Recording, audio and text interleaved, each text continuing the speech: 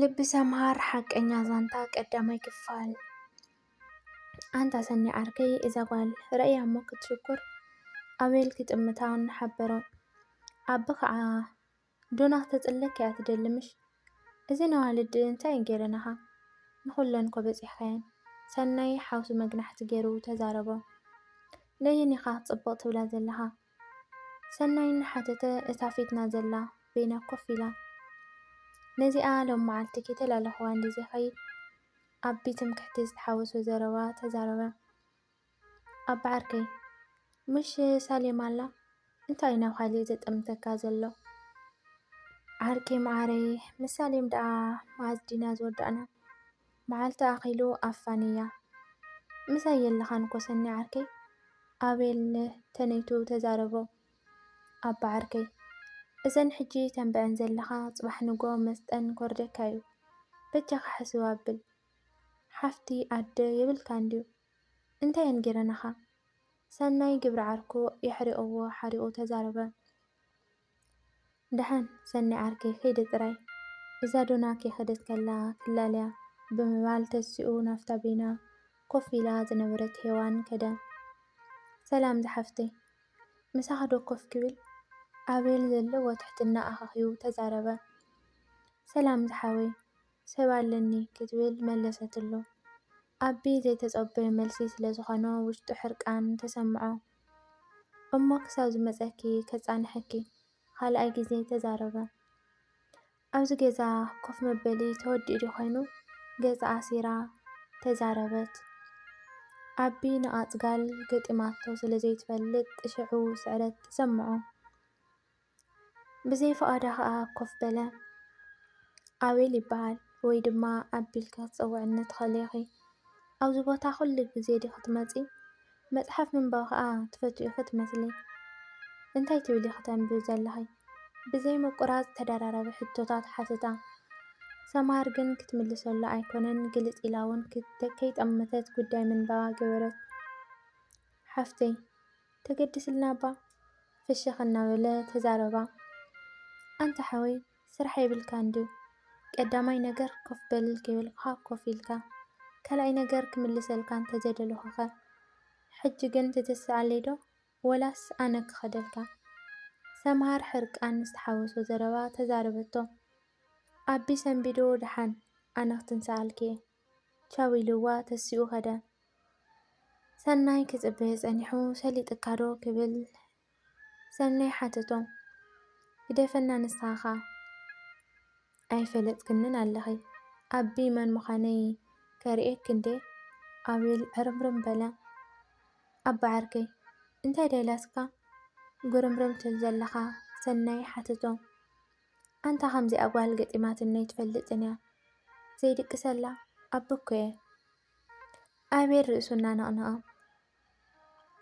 ኣታ ዓባ ዓርከይ እዛ ትምክሕትኻ ኣብ ገለ ክተእትወካ እዚኣ ሕጂ ኣይደለይትካን ግደፋ ዘተሃላለኽ ዋላ ሓደ የብልካን ሰናይ ከህደ ኢሉ ተዛረቦ ኖ ኣይገድፋን እየ መን ምዃነይ ከርእያ እባ ክንደይ ኣዋልድ ደድሕረይ ዘብዘብ ከም ዝበላ ከርእያ እየ ኣቤል ትምክሕቱ ቀጸለ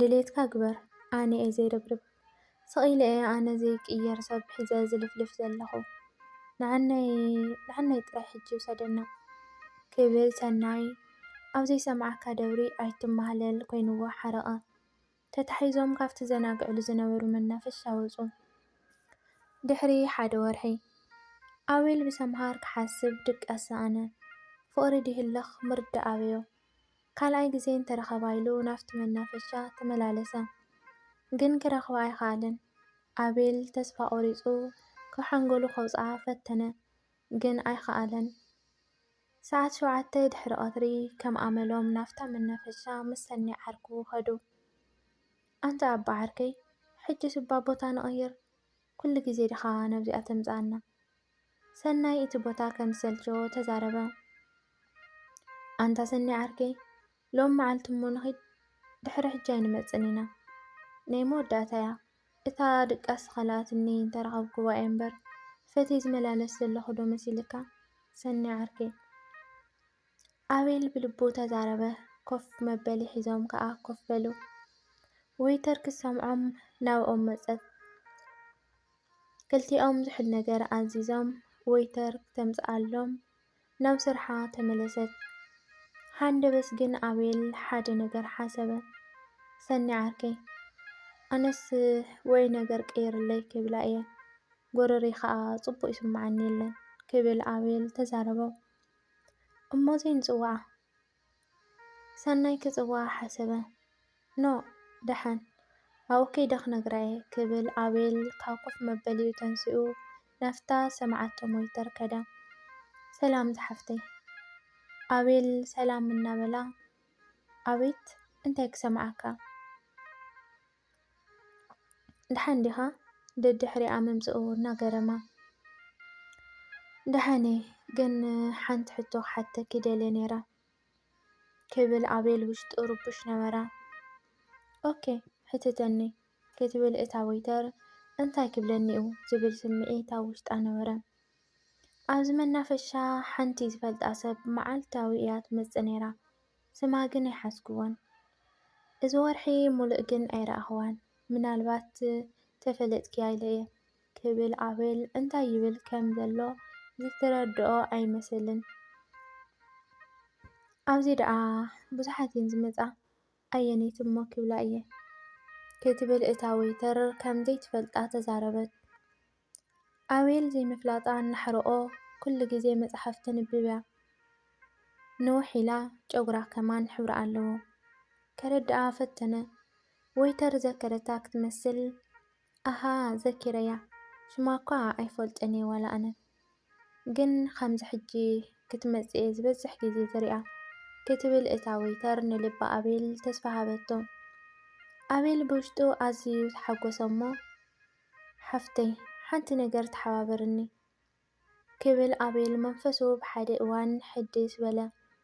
ሕራይ ጸገም የብልን ዝኽእሎ ጥራይ ይኹን ክትብል እታ ወይተር ንልቡ ብዓቕማ ክትሕጉስ ተዳለወት። ትኽእልዮ ኣኺ ርግጸኛ ኮይኑ እውን ክዛረብ ንዓኣ ብዝከኣለኪ ተላሊኺ ስማን ቁጽሪ ተሌፎናን ዘይተምጸለይ ክብል ኣቤል ሓተታ።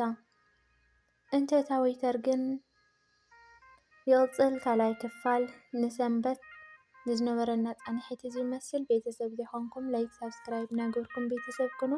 ሃናፂ ርእይቶኹምን መበረታትዕኹም ኣይፈለየኒ። ይቀኒየለይ።